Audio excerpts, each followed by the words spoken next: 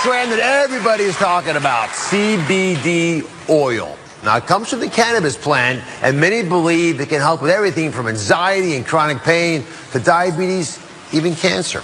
We're in the midst of a CBD oil boom, with products popping up everywhere. Today, Dr. Sanjay Gupta is here to investigate what exactly is CBD oil, and does it live up to the hype? But first, I asked correspondent Marcia Evacampo to find out how big CBD has truly become.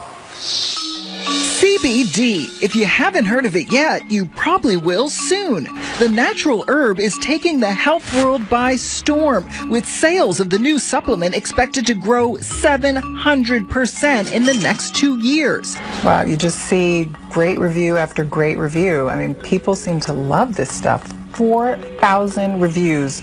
4.5 stars. Short for cannabidiol, CBD is a component of the cannabis plant. Yep, cannabis. But unlike marijuana, CBD does not contain any THC, the psychoactive part of the plant, so it doesn't get you high. Over the last few years, CBD has started popping up in everything from gummies to face cream to toothpaste. There are even CBD treats for your pet. So what does it do?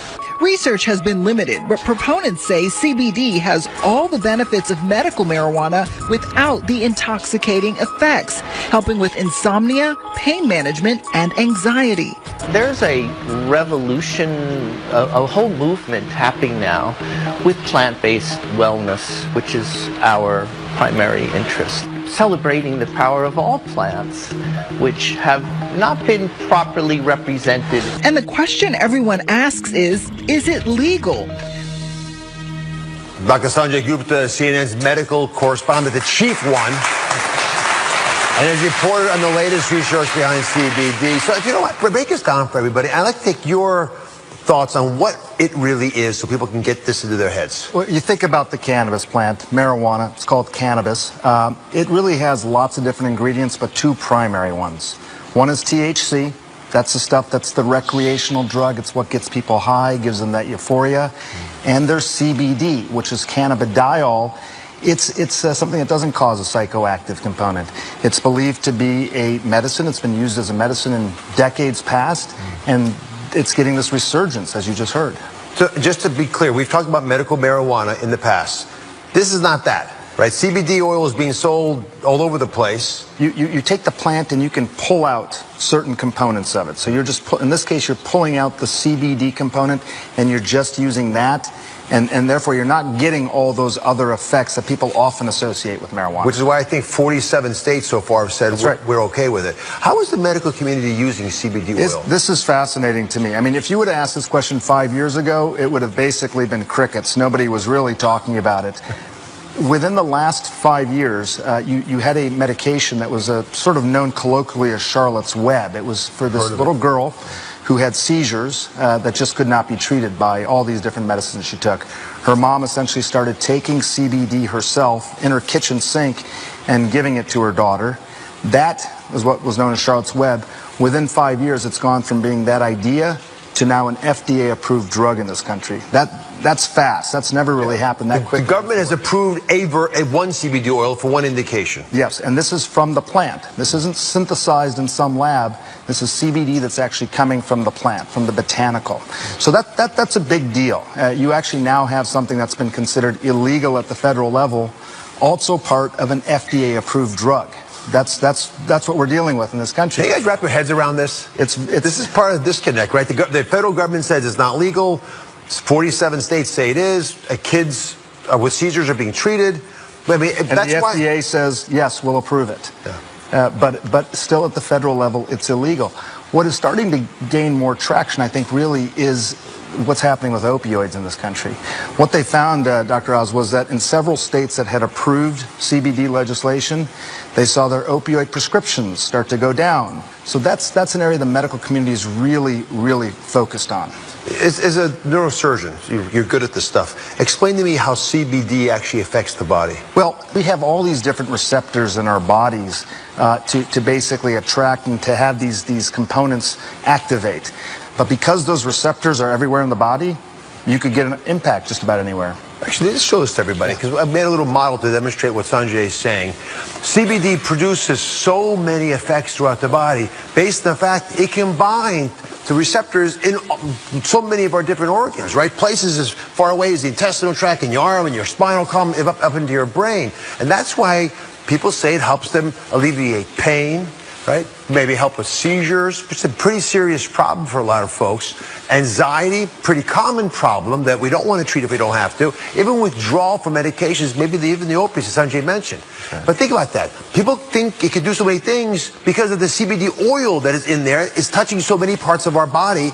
And I love your thought that we evolved as species because we had access to these natural plants, and they understandably can affect us. That's right. And the receptors started to evolve in our body as well. We even started making our own form of CBD in our body. But sometimes it's not enough, just like other things aren't enough in our body, and that's why some people seem to get benefit. So the question then becomes, do they work? So there are products of CBD oil, which again, you saw the theoretical argument you just made, but these products are popping up everywhere, and some of these are everyday items that you can buy. I have a bunch in front of them. Again, Sanjay and I don't sell anything in this space, but they're shampoos, they're supplements, they're gummies, they're muscle soothing creams. They're even products with your pets, as you saw from Mara's report. So when you look at this, Sanjay, and you realize as a clinician how complicated CBD could be, how do you decide which of these might work? Well, you know, it's interesting. I'll tell you this, I think, in part from a physician's perspective. First of all, I think that there's a legitimate medicine in here. I think we're talking about something that could actually really help people. And I worry a little bit when you start to see products like this that it could minimize the importance of what CBD could do for people, because I don't know what these products are. I don't know what's in them. I don't know how much of anything is in them. I don't know if they would actually do anything. I mean, this is CBD shampoo. If I could get shampoo like Dr. Oz's, I'd probably use it. But, you know, other than that, I covet your hair. You should go. I'm not sure, though. I would have a hard time if somebody came to me and said, hey, should I take this CBD product? As much reporting as I've done on it, I would still have a hard time, you know, saying it's a good idea. So the FDA is in charge. In fact, it's charged by our nation to tell us the answer to that question. What's safe, what's not? Where are they with all these things? This is an illegal substance at the national level. This is illegal. Illegal. At the same time, as we talked about earlier, the FDA has said, you know what, we think there's enough of a benefit here that we're willing to approve a drug specifically for epilepsy that's based on CBD. And part of the reason I wanted to cover this topic is you can buy these products anywhere. Really, you can go down to your local store in 47 out of 50 states, buy it online pretty much anywhere you want, and the government's not going to come and kick your door down. So whatever they say in the, at the highest levels, we're still not actually doing anything to stop people from using these, which is a concern to me because it's the wild, wild west. It's completely unregulated. That's right. So if it does have all the potential that we're talking about today, I want to understand what could be in your best interest for CBD oil. So up next, we're going to continue our investigation. How much CBD is actually in these products, and can it really work for you? We have the test results, and they might surprise you. I'm back with Dr. Sanjay Gupta investigating the CBD oil boom. It's now a $1 billion, with a B, billion-dollar industry, and CBD sales are expected to grow 700% in the next 2 years. I mean, that's shocking. Proponents say CBD can be used to treat everything from anxiety, chronic pain, to epileptic seizures, even cancer. Products like these, the ones in front of us here, they're widely available in stores and online, but are you getting what you're paying for? So where's the research? You know, I hear it talked about so much, but whenever I get called by somebody, I want to know what's the actual data that shows that it works. And you can't find that much. It's very hard to find the data. I think on epilepsy, seizures, particularly ones that have not been treatable by existing medications, there's pretty good data. That's why the FDA approved the drug. But just about any of those other things you mentioned, the anxiety, the sleep, even pain, the CBD-only research is pretty limited. Let me say, though, part of that doesn't, you shouldn't immediately say, well, it doesn't work because of that. Part of it is that the research is hard to do. If you have a substance that is illegal at the federal level, how do you get research done on it? It's very hard to get people to actually invest in that research. That's part of the problem here. And rarely have I been called by as many people saying it's helped them. Yeah. These are folks who don't have a vested interest. So it makes me really curious. And as a physician, I feel frustrated that we haven't done more to help them out. Yeah, absolutely. No, I mean, we need to get that research done. Absolutely. So let me introduce you to Dr. Todd Kuberman, he's founder of ConsumerLab.com. They do all the work so you don't have to. And they've tested the most popular CBD products on the market. Well, first of all, you have a lot of things you could be testing. Why did you decide to look at CBD oil?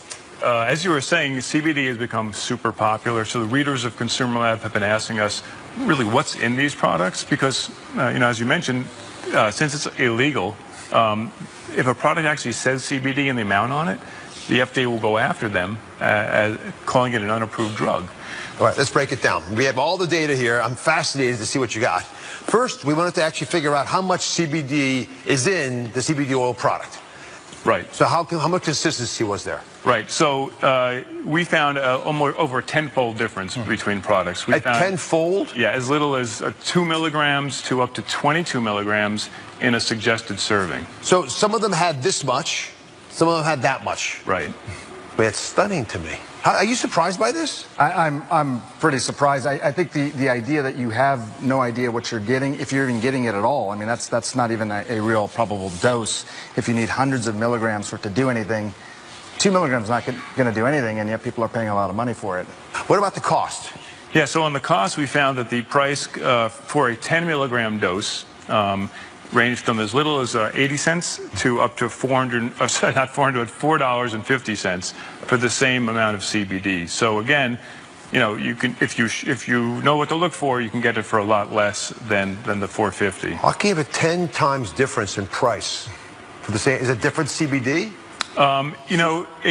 It's really it's the amount of CBD. It's the same amount of 10 milligrams of CBD in each product. Some can have a little bit of CBDA, which is kind of a precursor, but that's really for same amount of CBD. And what about this issue of toxins, contaminants, heavy metals? Right. Well, good news. None of the 9 products that we tested, and these were products for people and animals, taken orally as pills or liquids, none of them had any heavy metal contamination. None of them had any significant amount of THC. So when you look at all these products, do you find that they're adequately labeled?